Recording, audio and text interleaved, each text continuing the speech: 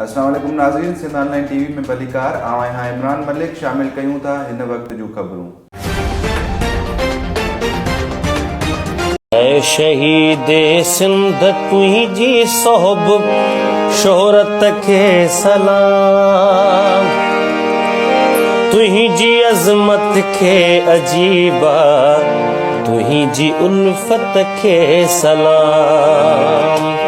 नाज़रीन, वतन या कफ़न, आज़ादी या मौत जो नारो हणंदड़ सिंध जे अज़ीम हस्ती सूर्या बादशाह जी वरसी आहे। सूर्या बादशाह पंहिंजी सिंध खे आज़ादी ॾियारण लाइ दुश्मननि खे ललकार करे अहिड़ी जंग जोटी जो खेसि मोतबर लफ़्ज़नि सां भेटा मिलण ते अखियूं एतिराम विचां नमी वञनि थियूं। अंग्रेज़ साम्राज्य जे ॾुखे दौर में संदसि हज़ारें जानिसार हुननि क़ुर्बानियूं ॾेई धरतीअ जी आबियारी कई। शहीद सूर्या बादशाह वारी सुखी ज़िंदगी खे तर्क करे धरतीअ जी आज़ादी ख़ातिर फांसीअ जे झूले में निंड करण खे तरजीह ॾेई अमर थी विया। शहीद सूर्या बादशाह अहिड़े हिकमत अमली सां अंग्रेज़नि सां जंग कई जो साम्राज्य जूं वायूं बताल करे छॾियूं।